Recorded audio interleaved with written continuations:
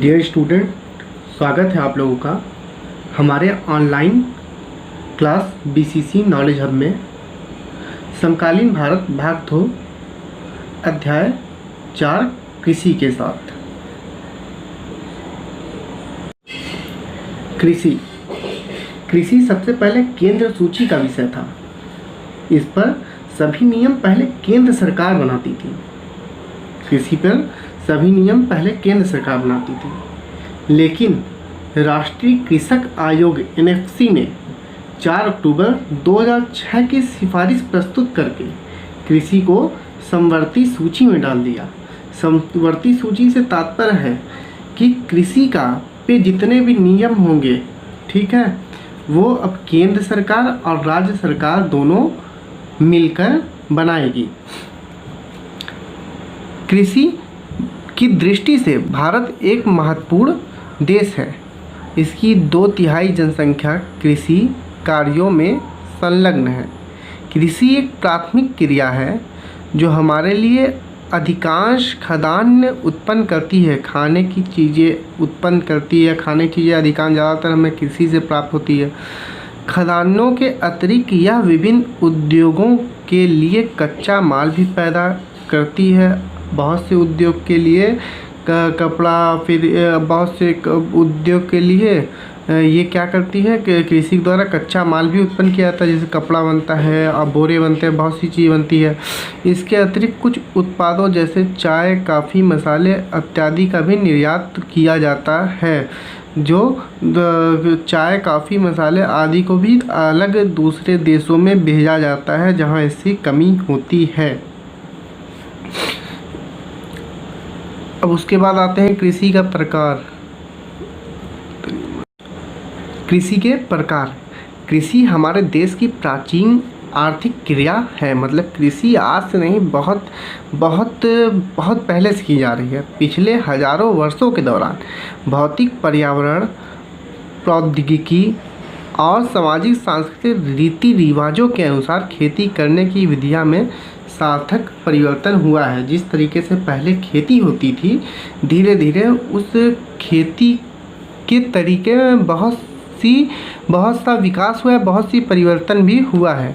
जीवन निर्वाह खेती के लिए वाणिज्य खेती तथा कृषि के अनेक प्रकार हैं। वर्तमान समय में भारत के विभिन्न भागों में निम्नलिखित प्रकार के कृषि तंत्र अपनाए गए हैं। प्रारंभिक जीविका निर्वाह कृषि। इस प्रकार की कृषि भारत में कुछ भागों में अभी भी की जाती है।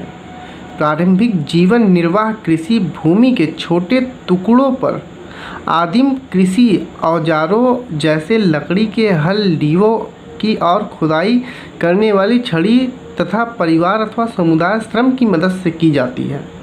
परिवार की और जो उनके समुदाय होते हैं, मतलब उनका ग्रुप होता है, उनके साथ। इस प्रकार ये कृषि प्रायः मानसून, मृदा की प्राकृतिक उर्वरा और फसल उगाने के लिए अन्य पर्यावरणीय परिस्थितियों की उपयुक्तता पर निर्भर करती है। किस पे?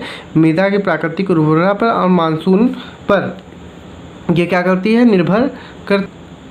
यह एक प्रकार की कृत्रिम दहन प्रणाली कृषि है। इसमें क्या करते हैं कि किसान जो होते हैं, एक छोटे भाग की ज़मीन को कहीं पे जहाँ जंगल होता है या झाड़ियाँ होती हैं उसको जला देते हैं। उसको जलाने के बाद वहाँ पर ये कृषि करते हैं। किसान ज़मीन के टुकड़े साफ करके उन पर अपने परिवार के भरण पोषण के लिए अनाज व अन्य अपने परिवार अन्य खाद्य फसलें उगाते हैं। जब मृदा की उर्वरता कम हो जाती है तो किसान उस भूमि के टुकड़े से स्थानांतरित हो जाते हैं। मतलब तब तक ये खेती करते हैं उस टुकड़े पर जब तक वहाँ की मृदा जब तक वहाँ की उर्वरता जो रहती है उपस्थित रहती है। जैसे ही उसकी उर्वरा शक्ति कम होने लगती है, वो उस स्थान को छोड़ के दूसरे स्थान पर चले जाते हैं और वहाँ कृषि करने लगते हैं। कृषि के इस प्रकार के स्थानांतरण से प्राकृतिक प्रक्रियाओं द्वारा मिट्टी की उर्वरता शक्ति बढ़ जाती है। चूँकि किसान उर्वरक अथवा अन्य आधुनिक तकनीकों का प्रयोग नहीं करते हैं, वहाँ पे किसी अन्य तकनीक का मतलब ट्रैक्टर का ये सब का प्रयोग नहीं होता है। इसलिए इस प्रकार की कृषि में उत्पादकता कम होती है, ना यूरिया या कुछ नहीं डालते, इसलिए उस प्रकार की कृषि में उत्पादकता जो होती है, जो चीज़ें हम प्राप्त करते हैं कृषि करके, वो बहुत कम होती है। देश के विभिन्न भागों में इस प्रकार की कृषि को विभिन्न नामों से जाना जाता है। उत्तर पूर्वी राज्यों असम, मेघालय और मिजोरम और नागालैंड में इसे झूम कहा जाता है। इसमें ये झूम कहा था। झूम कृषि से नुकसान क्या क्या होता है? कृषि योग्य बनाने के लिए किसी भू क्षेत्र को जलाया जाता है, तो उससे क्या होता है कि प्रदूषण होता है। जब किसी पेड़ पौधे को, कहीं पे पेड़ पौधे या जंगल है, जब हम उसको जला देंगे, जलाने के बाद वहाँ पे कृषि की जाती है, तो उससे क्या होता है, प्रदूषण बहुत ज़्यादा मात्रा में होता है और मिट्टी का अपरदन होता है बहुत ज़्यादा, ठीक है। और मिट्टी का अपरदन बहुत ज़्यादा होता है। मणिपुर में पामलू और छत्तीसगढ़ में के बस्तर जिले और अंडमान निकोबार द्वीप समूह में इसे दीपा कहा जाता है। इसी झूम कृषि को ही दीपा कहा जाता है। झूम कृतन दहन प्रणाली कृषि को मैक्सिको और मध्य अमेरिका में मिल्पा, वेनेजुएला में कोनुको, ब्राज़ील में रोका, मध्य अफ्रीका में मसोलो, इंडोनेशिया में लदांग और वियतनाम में रे के नाम से जाना जाता है। भारत में भी यह प्रारंभिक किस्म की खेती अनेक नामों से जानी जाती है, जैसे मध्य प्रदेश में बेबर या दाहिया, आंध्र प्रदेश में पोडू अथवा पेंडा, उड़ीसा में पामाडाबी या कोमान या बरिंगा, पश्चिम घाट में कुमारी, दक्षिण पूर्वी राजस्थान में वालरे या वाल्टरे, हिमालयन क्षेत्र में खिल, झारखंड में कुरुआ और उत्तर पूर्वी प्रदेशों में झूम आदि के नामों से जाना जाता है। आपको जितने बाहर के देशों में पाया नाम, बाहर के देशों का नाम उतना इम्पॉर्टेंट नहीं है। जो अपने भारत में जिस जगह पे जिस नाम जाना जाता है उसको आप याद कर सकते हैं, ये आपके लिए इम्पॉर्टेंट है। क्या आप इन फसलों के नाम बता सकते हैं जो इस प्रकार की कृषि में उगाई जाती है? मतलब कि ये क्वेश्चन पूछा है, झूम कृषि में जिस प्रकार की फसलें उगाई जाती है वो कौन कौन सी है? इसमें धान है, आपकी बाजरा है, अरहर है और उसके अलावा भी बहुत सी फसलें हैं। गहन जीविका कृषि, इस प्रकार की कृषि उन क्षेत्रों में की जाती है अपनी जीविका चलाने के लिए। इस प्रकार की कृषि उन क्षेत्रों में की जाती है जहाँ भूमि पर जनसंख्या का दबाव अधिक होता है, जहाँ पे लोग बहुत ज़्यादा होते हैं। यह श्रम गहन खेती है, खुद से मेहनत करके, जहाँ अधिक उत्पादन के लिए अधिक मात्रा में जैव रासायनिक निवेशों और सिंचाई का प्रयोग किया जाता है। मतलब हम छोटे से भी खेत में हम चाहते हैं कि कितना ज़्यादा से ज़्यादा हम उत्पादन कर लें, उसके लिए हम रासायनिक निवेशों और सिंचाई का प्रयोग करते हैं। क्या आप भारत के कुछ राज्य के नाम बता सकते हैं जहां इस प्रकार की कृषि की जाती है? बहुत से हैं, मध्य प्रदेश है, उत्तर प्रदेश है और बहुत से ऐसे राज्य हैं जहां पे लोग अपने लिए कृषि करते हैं। भू स्वामित्व में विरासत के अधिकार के कारण पीढ़ी दर पीढ़ी जोतों का आकार छोटा और लाभप्रद होता जा रहा है। जोतों का आकार इसलिए छोटा होता जा रहा है कि हमें अपनी पीढ़ी से जो ज़मीन मिलती है, फिर फिर हमारी जो अगली पीढ़ी होती है तो उसमें लोगों की संख्या बढ़ जाती है, तो क्या होता है, उसी भूमि का बंटवारा हो जाता है। इसलिए भूमि का जो आकार रहता है धीरे धीरे घटता जाता है और किसान वैकल्पिक रोजगार न होने के कारण सीमित भूमि से अधिकतम पैदावार लेने की कोशिश करते हैं। और फिर क्या करते हैं किसान, क्या करते हैं, उसी कम भूमि में ही सोचते हैं कि हम अधिकतम पैदावार बढ़ा लें, ठीक है, अधिकतम पैदावार बढ़ा लें। उसके लिए वो रासायनिक उर्वरक का प्रयोग बहुत ज़्यादा करते हैं और अतः कृषि भूमि पर बहुत अधिक दबाव है। अब आते हैं वाणिज्यिक कृषि। इस प्रकार की कृषि के मुख्य लक्षण आधुनिक निवेशों जैसे अधिक पैदावार देने वाले बीजों, जो पैदावार अधिक दे ऐसे बीजों का, रासायनिक उर्वरकों और कीटनाशकों का प्रयोग से उच्च पैदावार प्राप्त करना है। इस कृषि में क्या करते हैं लोग, पैसा कमाने के लिए अधिक अधिक पैदावार चाहते हैं, किसी फसल की अधिक पैदावार चाहते हैं, उसके लिए वो रासायनिक उर्वरक का बहुत ज़्यादा प्रयोग करते हैं, कीटनाशक का बहुत ज़्यादा प्रयोग करते हैं। कृषि का वाणिज्यीकरण का स्तर विभिन्न प्रदेशों में अलग अलग है। उदाहरण के लिए हरियाणा और पंजाब में चावल वाणिज्य की एक फसल है। चावल पंजाब में, हरियाणा में, पंजाब में चावल क्या है, वाणिज्य फसल है, जबकि उड़ीसा में यह एक जीविका फसल है। मतलब कि यहाँ पे ट्रेड व्यापार के लिए इसको उगाया जाता है, लेकिन यहाँ पे उड़ीसा में जीविका के लिए लोग यहाँ पे अपनी जीविका के निर्वाह करने के लिए चावल उगाते हैं। क्या आप उन फसलों के कुछ और उदाहरण दे सकते हैं जो एक प्रदेश में वाणिज्य फसल के रूप में और दूसरे प्रदेश में जीविका फसल के रूप में उगाई जाती है? बहुत से उदाहरण हैं। गेहूँ हो गया, धान हो गया, ऐसे बहुत से कई एग्जाम्पल हैं। ठीक है। अब रोपण कृषि भी एक प्रकार की वाणिज्यिक खेती है। रोपण कृषि क्या होता है, एक प्रकार की वाणिज्यिक कृषि पैसा कमाने के लिए, जहाँ चाय, कहवा, काजू, रबड़, केला, कपास की भी एकल फसलें उगाई जाती हैं। मतलब ये बहुत से फसल के नाम हैं जो उगाई जाती है, और इसमें बहुत ज़्यादा श्रम की, बहुत ज़्यादा मेहनत की ज़रूरत पड़ती है, और बहुत ज़्यादा पैसे भी लगाने की ज़रूरत पड़ती है इस कृषि में। और एक जहाँ पे खूब ढेर सारे, एक यहाँ पे केला है तो केले की खेती, रोपण खेती में अभी आप फिगर में देखेंगे तो एक जहाँ पे बहुत ढेर सारे केलों को एक साथ उगाया जाता है।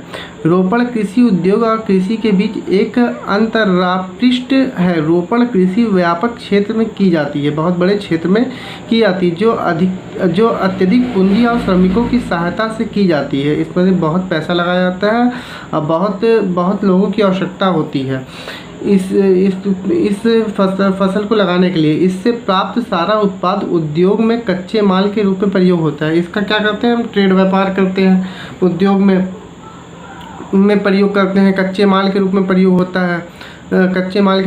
होता है। भारत में चाय, कॉफ़ी, रबड़, गन्ना, केला इत्यादि महत्वपूर्ण रोपण फसलें हैं। असम और उत्तरी बंगाल में चाय, कर्नाटक में कॉफ़ी वहाँ की मुख्य रोपण फसलें हैं। देख लीजिए कहाँ पे किसकी मुख्य फसल क्या है। चूँकि रोपण कृषि में उत्पादन बिक्री के लिए होता है, इसलिए इनके विकास में परिवहन और संचार साधन से संबंधित उद्योग और बाजार महत्वपूर्ण योगदान देते हैं, क्योंकि ये कच्चे माल के रूप में उगाए जाते हैं और इनका प्रयोग उद्योग के रूप में होता है। अब आते हैं शस्य प्रारूप पे। शस्य प्रारूप का अर्थ होता है, शस्य मतलब होता है नरम घास, और प्रारूप मतलब उसका प्राथमिक रूप। ठीक है, जैसा कि आप इसमें समझ जाएंगे। आपने भारत की भौतिक विविधताओं और संस्कृतियों के बहुलता के संबंध में अध्ययन किया है। ठीक है, बहुत तरीके के मौसम होते हैं, भौगोलिक स्थिति और बहुत तरीके की संस्कृति यहाँ पे है। ये देश में कृषि पद्धतियों और शस्य प्रारूपों में प्रतिबिंब होता है। इसलिए देश में बोई जाने वाली फसलों में अनेक प्रकार के खाद्यान्न और रेशे वाली फसलें, रेशे जिसमें होते हैं वह फसलें, सब्जियां, फल, मसाले इत्यादि शामिल हैं। भारत में 3 शस्य ऋतुएं हैं जो इस प्रकार हैं: रबी की ऋतु, खरीफ और जायद। इन्हीं तीनों ऋतु, शस्य ऋतु के हिसाब से फसल को बांटा गया है। ये बहुत इम्पॉर्टेंट है।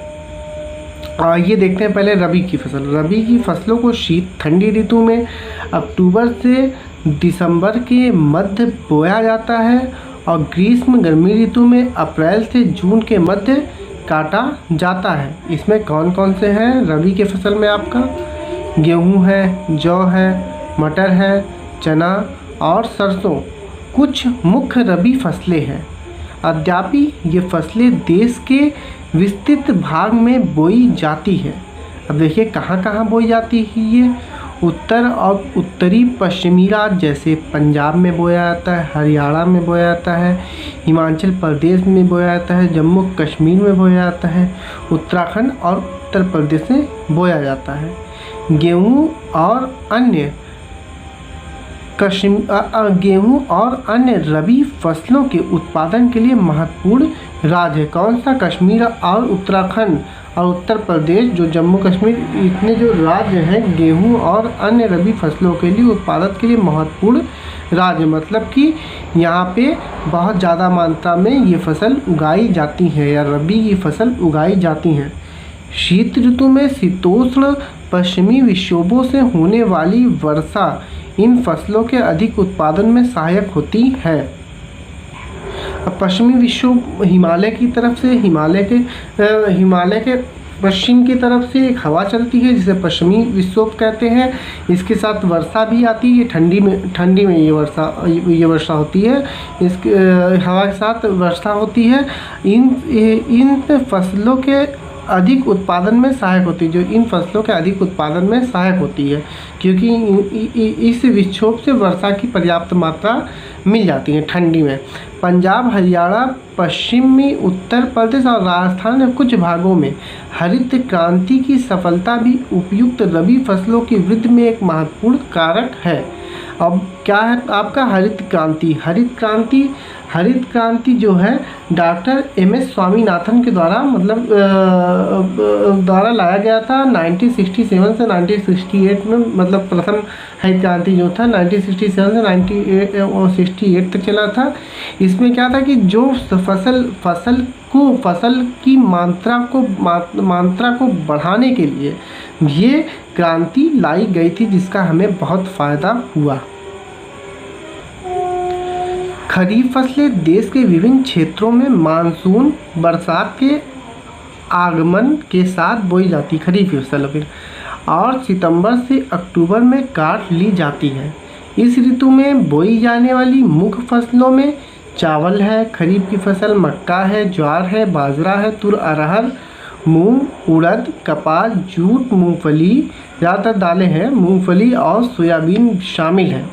चावल की खेती मुख्य रूप से असम में, कहाँ चावल की खेती होती है जो मुख्य रूप से ज़्यादातर असम में, पश्चिमी बंगाल में, उड़ीसा में, आंध्र प्रदेश में, तेलंगाना में, तमिलनाडु में, केरल और महाराष्ट्र, विशेषकर कोंकण तटीय क्षेत्र।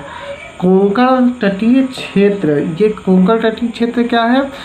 ये मतलब आपको पता है महाराष्ट्र तट के किनारे की तरफ बसा है और तट के किनारे तक गुजरात से लेकर गोवा तक के पूरे क्षेत्र को तट के किनारे के क्षेत्र को क्या बोलते हैं? कोंकण तट बोलते हैं।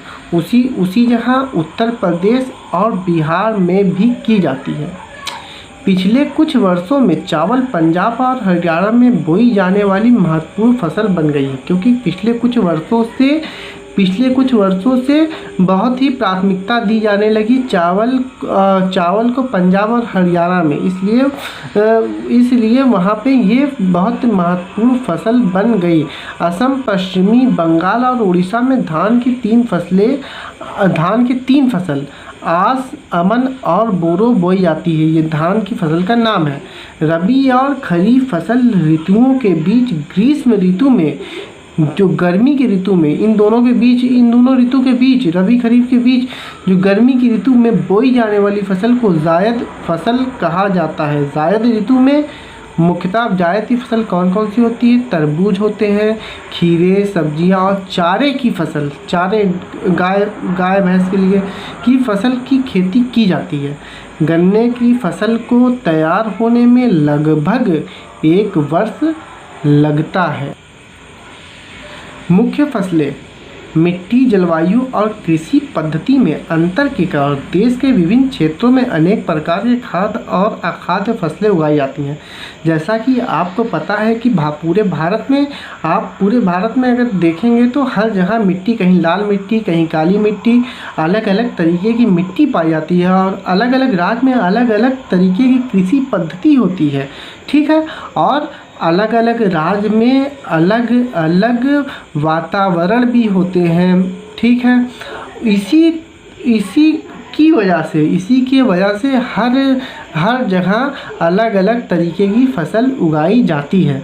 भारत में उगाई जाने वाली मुख्य फसलें चावल, गेहूँ, मोटे अनाज, दालें, चाय, काफ़ी, गन्ना, तिलहन, कपास और जूट इत्यादि उगाए जाते हैं, जो अपने क्षेत्र के हिसाब से उगाए जाते हैं। अब इसमें सबसे पहला आता है चावल। चावल भारत में अधिकांश लोगों का खाद्यान्न चावल है। हमारा देश चीन के बाद दूसरा सबसे बड़ा चावल उत्पादक देश है। सबसे ज़्यादा चावल का उत्पादन कहाँ पर होता है? चीन में, उसके बाद भारत में। उत्पादक देश, यह एक खरीफ की फसल है। चावल क्या है? खरीफ की फसल है, और जिसे उगाने के लिए उच्च तापमान 25 सेल्सियस से ऊपर का तापमान चाहता है और 100 सेंटीमीटर से अधिक वर्षा वाले क्षेत्र में ज़्यादातर उगाया जाता है। और जहाँ पे ये चीज़ें मतलब जहाँ पे वर्षा कम होती है इससे, वहाँ पे इसको सिंचाई के द्वारा बहुत ज़्यादा पानी का उपयोग करके किसी और सुविधा से बहुत ज़्यादा पानी का उपयोग करके उगाया जाता है। चावल उत्तर और उत्तर पूर्वी मैदानों, तटीय क्षेत्रों और डेल्टाई प्रदेशों में उगाया जाता है। अब देखो चावल वहाँ सब ज़्यादा उगाया जाता होगा जहाँ पे पानी की व्यवस्था ज़्यादा होती होगी। जैसे डेल्टाई प्रदेशों में उगाया जाता है। डेल्टाई प्रदेश जहाँ नदियाँ अपना डेल्टा बनाती हैं, नहरों के जाल और नलकूपों की सघनता के कारण पंजाब, हरियाणा, यहाँ पे नलकूप ज़्यादा है वहाँ, उसके कारण पंजाब, हरियाणा, पश्चिमी उत्तर प्रदेश और राजस्थान के कुछ कम वर्षा वाले क्षेत्रों में भी चावल की फसल को उगाना संभव। गेहूँ भारत की दूसरी सबसे महत्वपूर्ण खाद्यान्न फसल है, जो देश के उत्तर और उत्तर पश्चिम भागों में पैदा की जाती है। देश के उत्तर, अब उत्तर में, भारत के उत्तर में, उत्तर पूरब पश्चिम उत्तर ऊपर की तरफ उत्तर प्रदेश हो गया आपका, हरियाणा हो गया, ठीक है, ये सब जगह। और उत्तर पश्चिम में मध्य प्रदेश हो गया, गुजरात का कुछ एरिया हो गया, राजस्थान का हो गया, भागों में पैदा की जाती है। रबी की फसल को उगाने के लिए शीत ऋतु, ठंडी की ऋतु और पकने के लिए खिली धूप की आवश्यकता होती है। इसे उगाने के लिए समान रूप से वितरित 50 से 75 सेमी वार्षिक वर्षा की आवश्यकता होती है। मतलब कि इसमें वर्षा की ज़रूरत चावल से कम पड़ती है। देश में गेहूं उगाने वाले दो मुख्य क्षेत्र हैं। उत्तर पश्चिम में गंगा सतलज का मैदान। जब उत्तर पश्चिम में आप जाएंगे, भारत के उत्तर पश्चिम में, पूरब पश्चिम, उत्तर ऊपर की तरफ, उत्तर और पश्चिम की तरफ, थोड़ा उत्तर ऊपर की तरफ और पश्चिम की तरफ जाएंगे तो वहाँ गंगा सतलज का मैदान होता है।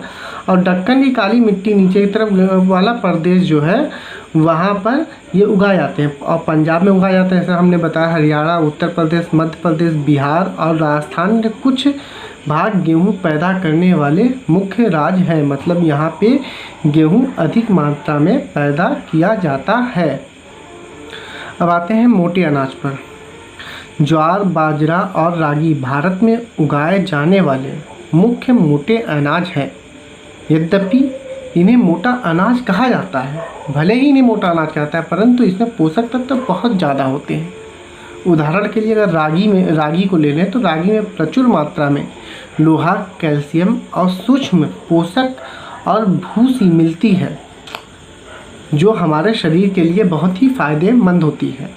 क्षेत्रफल और उत्पादन की दृष्टि से ज्वार देश में तीसरी महत्वपूर्ण खाद्यान्न फसल है। तीसरी सबसे ज़्यादा उगाई जाने वाली यह फसल वर्षा पर निर्भर होती है। अधिकतर आर्द्र क्षेत्रों में उगाई, जहाँ आर्द्र गर्मी क्षेत्रों में वर्षा भी वहाँ पे ज़्यादा होगा, जहाँ पे भाप बनकर पानी ज़्यादा उड़ेगा। अधिकतर आर्द्र क्षेत्रों में उगाई जाने के कारण इसके लिए सिंचाई की भी आवश्यकता नहीं होती है। इसके प्रमुख उत्पादक क्षेत्र हैं, राज्य हैं, कौन कौन से हैं? महाराष्ट्र हैं, कर्नाटक हैं, आंध्र प्रदेश हैं और मध्य प्रदेश हैं। बाजरा, अब आते हैं बाजरा पे। यह बलुआ और उथली काली मिट्टी पर उगाया था।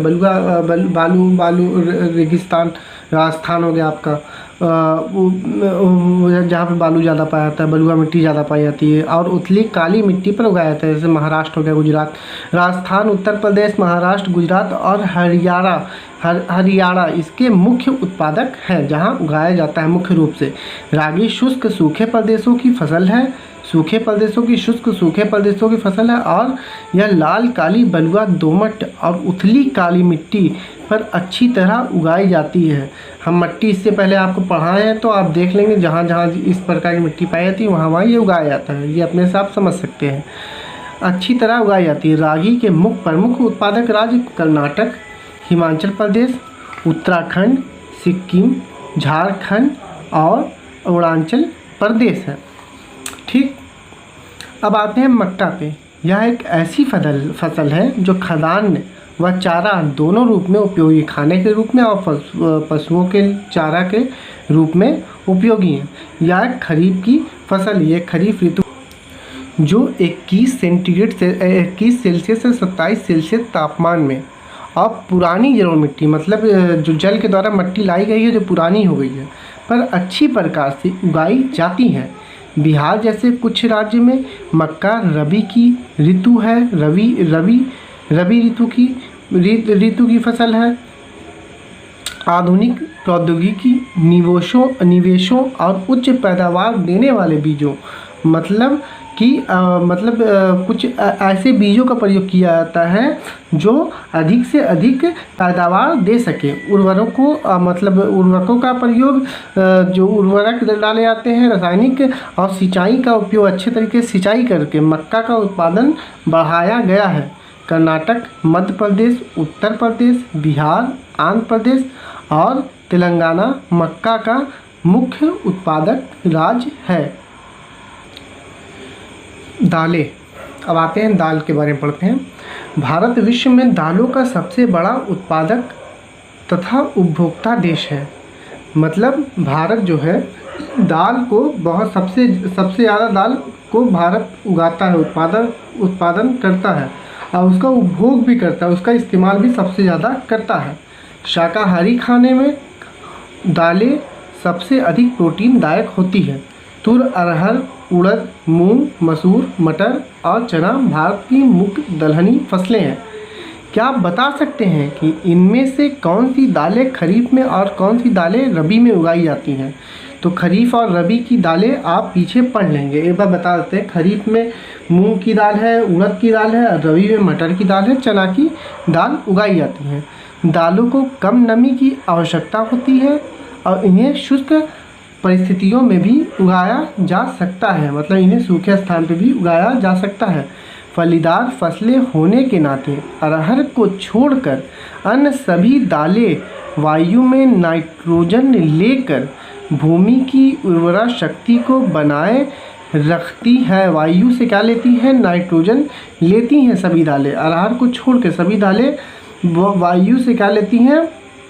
नाइट्रोजन लेती हैं और भूमि की उर्वरा शक्ति को बनाए रखती हैं। अतः इन फसलों को आमतौर पर अन्य फसलों के आवर्तन में बोया जाता है।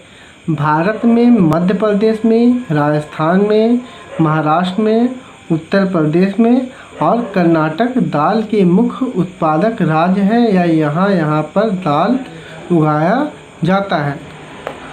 फ्रेंड, ये हमारे कृषि का पहला लेक्चर है। इसके बाद हम आपको दूसरा लेक्चर देंगे, और आपको अगर अच्छा लगा है तो कमेंट करें, और कोई भी प्रॉब्लम होती है तो कमेंट करके हमसे पूछें। धन्यवाद।